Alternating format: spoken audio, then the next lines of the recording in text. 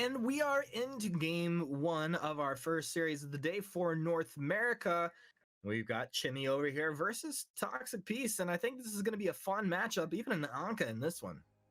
Yeah, look at this very early invade onto the red side jungle here. This is a little bit of the difference that you see between North America and Europe. North America love these red side invades. They like to try and shut down that weapon power buff early on, but we have got an all-out brawl, Humanist. Pretty all out, minus the Sky here, and Maleen needs to stay on the backside of this and continue to poke. See, going shadow to dark, just letting those tendrils and ribbons fly here, and nothing being taken just yet. So that's Toxic Peace dropping back for the Gold Oak, something that they can take. Yeah, they'll go ahead and grab that. It's a nice take for them, the smart play, and nobody goes down, but this does leave the weapon treant over here for CHlMl. Yeah, I think a better response from B side would have been to go straight for that weapon power buff on blue sides. So I would have just rotated into their weapons power jungle and just tried to take that away from them. It looks like that's what Arden is doing now, and if he gets away with it, that is the best response they could hope for from this particular engage. But look at all that vision they've managed to get down in that weapon power side jungle. They will know when those respawns come up, and they should be able to get another rotation off pretty swiftly. Yeah, that's an incredible vision. I'm glad you pointed that out, and it's also interesting to see the Arden move over there. So he kind of takes it down quite low and allows the Kestrel to move in, clean it up, and with that, looks like the whole jungle actually gets cleared out over here by Toxic Peace. Yep, and they are going to be able to get that entire weapon power jungle, like you said. Have they managed to pick up the weapon power buff? I'm just having to have a look now. Yeah, it's on the Kestrel. Yeah, they have. Sorry, my mini-map's just bugged out a little bit. Yeah, so the Kestrel's managed to pick that up. That's a good response. I mean, you basically traded jungle for jungle at this point, and that's really, like I said, the best outcome they could have hoped for. So now they're going to send up their Kestrel to their bot lane. It looks like they're going to duo top here with the Tony and the Flicker. I'm assuming this is going to be a utility Flicker top, and then Tony just as a jungler here, but it's very interesting that they're actually leaving the Kestrel to her own devices versus the Adagio. Well, I guess we'll see how that's going to play out. For me, I want to ask you about this Anka. Like, how does the Anka have an impact? Because we haven't get to see competitive matches with this hero yet. So Anka is an interesting hero. I think she has potential to be one of the best heroes, but it really is super user dependent. She is very high burst, and she really drops off towards the late game when people pick off Slumbering Husks and get a lot of shielding. So she's really good at capitalizing on 1 and 2 item spikes. If you get her ahead, she can essentially win a team fight by herself. However, you are on a timer with Anka. She either has to change her playstyle towards the late game, or she needs to run away with the game in the early stages. Her late game playstyle is a little bit like you'd expect something like a Kha'Zix from League of Legends. You essentially need to wait for your right moment, get a reset, get a reset, get a reset. But if she can roll ahead, she can literally 100 to 0 someone really quickly. All right, well, we'll see if they can make that happen right now. Glass Ceiling gets down some good vision. A nice scout cam in the brush there. But this is CHlMl in position to potentially take this Crystal Tree, and all of a sudden, though, 4 from Toxic Peace move on down. They're a little too late to the party. They'll get the first blood, but Crystal Tree went the other way. Let's see, CHlMl moving. They kind of did a delta split there. Tiny Train with the juke across the wall should be chased down. The Healing Flask plus the juke buying about 10 seconds there, but that's Tony just chopping him down. Looks like they actually gave up on the Maleen, who is the one that walked away with their crystal buff, and now she's going to take those back camps as well. Nice. Samuel Samuel had the opportunity to chase her down, didn't, and they actually come away with that CP buff. It's whether they can be aggressive now, Gary and K Vortex in the mid lane, and try and look for an invade onto the enemy CP buff, while Zaku right now. Zaku? Yeah, Zaku down the bot lane. There's a big fight going on. Yeah, Zaku is going to be okay. Has the healing. Glass Ceiling's backing him up. And I don't see Mist really looking to get aggressive yet. This is the weapon Sky. Only has the starting items at this point, so not really looking to get too aggressive. And that is Zaku able to get the weapon treant as well. So a nice rotation down here from Toxic Peace. Yeah, they actually timed it better than CHlMl. CHlMl could have gone into the weapon power jungle. They had the vision. They knew when it was respawning. They haven't made that invade onto the weapon power side jungle for Toxic Peace. And now Toxic Peace could just rotate back up towards their top side and get a 3 buff rotation here, which would be really good for them. Stun into mid. Zaku taking a lot of damage. Got to get back. No, he actually goes down. CHlMl finding a nice kill, getting himself on the board. And you find 4 of CHlMl over on this side. I'm not sure what they're going to accomplish. As for do they look to apply pressure here, or do they just shove the wave and then go take something? Shove the wave, back off. I think with the Kestrel rotating down and a massive wave crashing into the top lane, you're not really going to get much from this. Yeah. It's a good time, I think, for Bear to back. So I would be either going to the jungle shop and backing, or backing and then heading back to lane. Looks like they're all going to commit to this top lane, though. They've got a big wave that shoved in. They know that Kestrel just rotated down. They could potentially look to try and catch Kestrel back out on the rotation to the top lane and then look for a top lane tier 1, but they do look to back off that idea, respond to Samuel coming back to the mid lane, and reset. And this is Malene moving in. Not going to find the lockdown here on Gary's Disciple, so there's no follow-up to be had. And just kind of a... Yeah. Sorry, how has Gary's Disciple ended up being 2 levels below this Malene? Or now 1 level, but I guess it's the CP buff denial and the fact that he hasn't been jungling very much, but here we go. I mean, the Malene also got back and got that double camp as well, right? So, yeah. Nice take. Tony, who will find the Anka, and Flicker moves in also to take down Malene, so this is now 4-1 Toxic Peace coming out on top 6 minutes in. It looks like with the boots forward from Glass Ceiling, Suri Strike's not enough. In fact, Zarko even over the wall, making sure they're absolutely going to get this kill. They do indeed. And 5 kills in 6.5 minutes, looking pretty good here. Yeah, I'm not totally sure what that was all about, Humanist. That kind of just walked into their death. I mean, Tony is a super strong early jungler. He's just power spiked with that Sorrow Blade pickup. He's going to start hitting like a... Yeah, he's got 3 points in his A. He's going to hit them like a truck at the moment. You can't walk directly into a Tony. And if you actually look at the composition from CHlMl, they really don't have much of a front line apart from Catherine. And to be honest, if you're someone trying to dive the back line, after Catherine is stunned, you can pretty much ignore her. She's really not a captain you need to pay that much attention to. So I would say that the composition from CHlMl is very, very vulnerable to this high mid-game burst coming out from the Tony and from the Samuel. They're going to have to be super careful, as well as the fact that we've got a Pulse Weave Flicker, something that we haven't talked about. This is a build that I've seen a little bit of. I didn't expect it to be super popular, but Pulse Weave Flicker gives you a really solid engage, and actually the damage from Pulse Weave is very, very strong for Flicker in the mid-game. So this is a really good mid-game engage composition for Toxic Peace, and if they can continue to just apply pressure with all the amount of engage that they've got, then they can very easily run away with this before the scale-up comes. Yeah, I think Flicker is going to have a pretty serious impact here and through the early mid-game, as you pointed out. And going back to the Tony, you know, this is something we even talked about in EU, like, well, that's going to be the Oblivion into mid. Hold on, we might have 1, maybe even 2 kills here. Malene gets put down. Kestrel credited with that kill.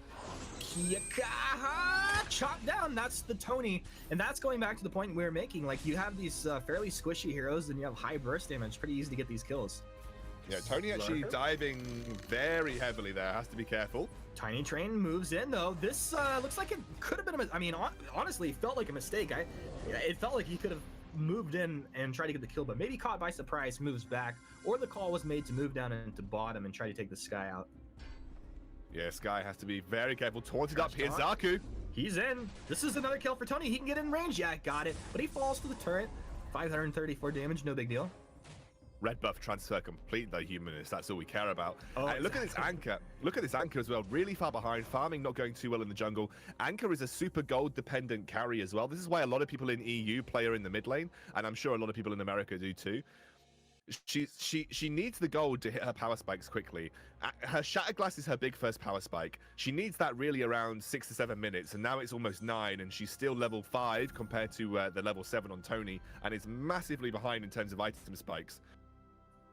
And also by going mid lane, you have the gold income, you can shove waves with a max B, and you can roam really easily. This is just not a good game for Anchor right now. Well, I mean, what is it going to change in the playstyle at this point? Does it mean you have to just kind of pull off the gas and make sure you get that farm, or can you still just try to fight but not as effectively? Well, you need to rely on your teammates to do a bit more of the damage for you. You should be looking for execute, so that we have an engage in the mid lane. And we have a dead Catherine in the mid lane. Ah, there we go.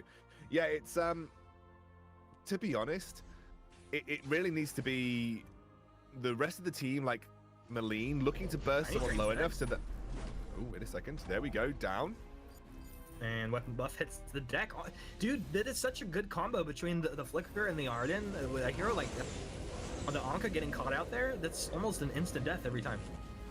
Yeah, absolutely. It's something that has a really strong engage. Wait a second. Kino has to be super careful here. Nice. With the boots and active cam, able to just wiggle out of that one. Yeah. Looks like they're going to go for the Ghost Wing as well. Are they doing Ghost Wing without Storm Crown between a Flicker and an Arden right now? Dude, these guys are getting it done. Speaking of getting it done, looks like Tony finds Malene.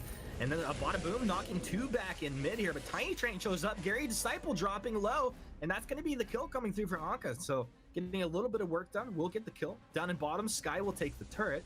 And in the meantime, after 5 minutes, Ghostwing will be captured.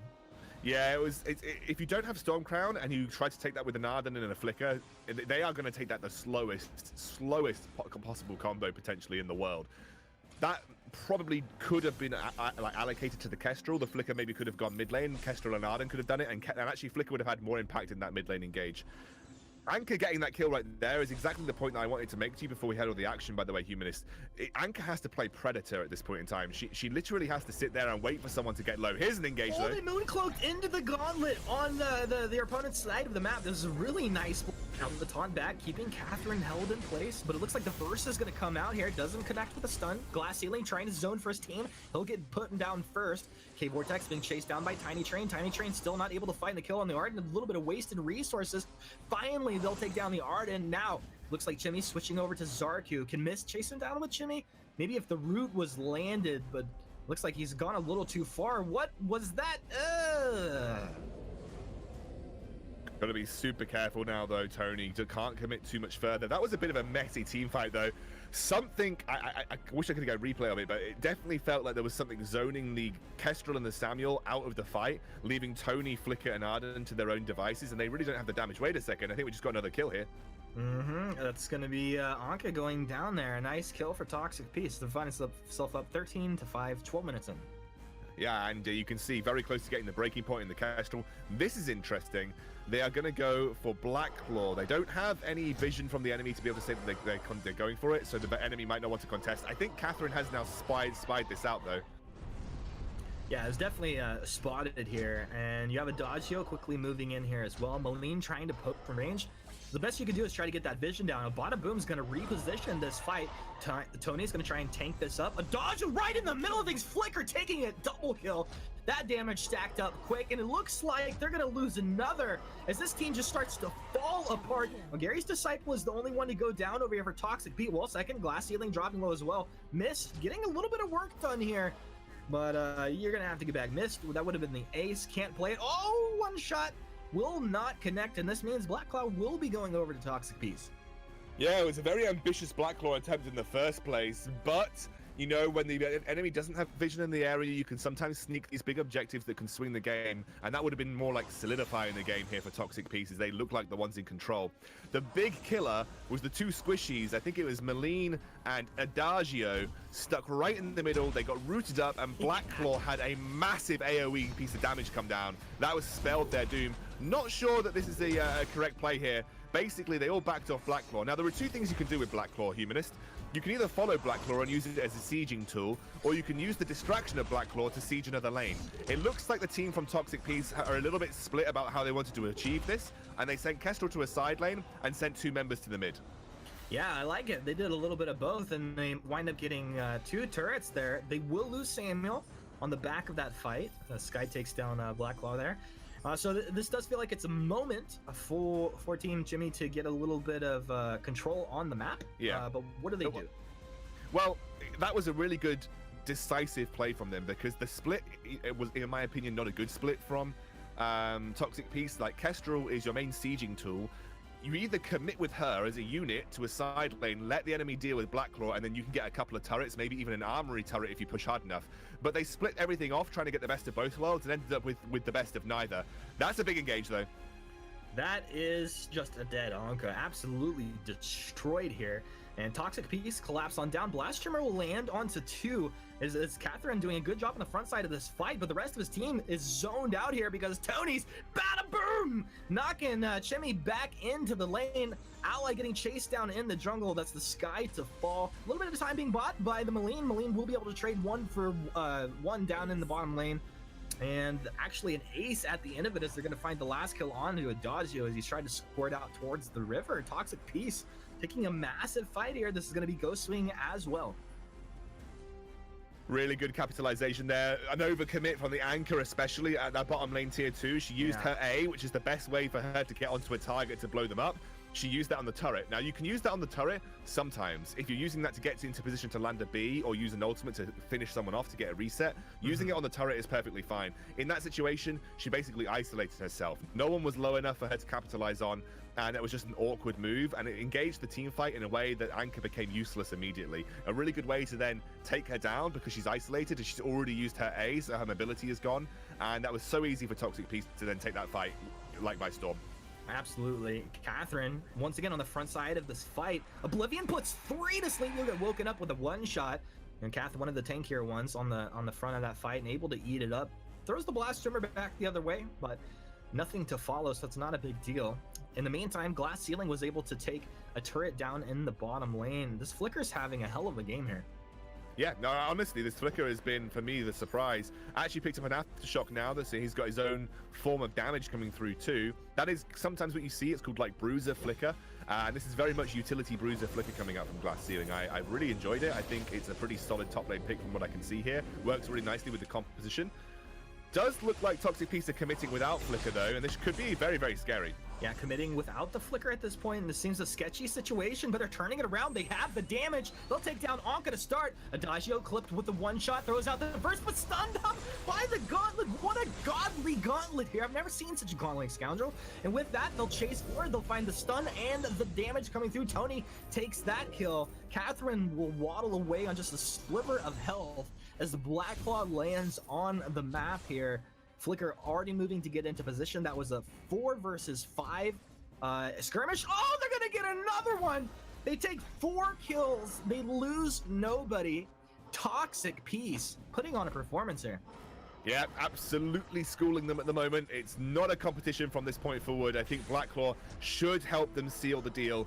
I don't know if they'll finish off this push. I don't know if they've got enough global objectives, but they could very well use Blacklaw as a mid lane distraction. I would like to see them commit their squad to the top lane or their bot lane and go straight down that bit and push the armory turrets. I don't know why they're farming at this point in time. You got the buff from Blacklaw, guys. You got your health back. You don't need to take the healing camp. You don't need weapon camp. Use Blacklaw. Stop messing around on the map. Oh. No, keep going, dude. You're just getting started. I like it. They're playing with the food a little bit. They're having a good time, man. This is VPL. They're on stream right now. It's like, hey, grandma's watching. They gotta get the most out of it they can. Look at me. Watch me take this weapon buff, grandma. Okay, mid lane's down. Look at that. They did that with 3 versus 5 right here. No big deal. Glass Ceiling taking damage.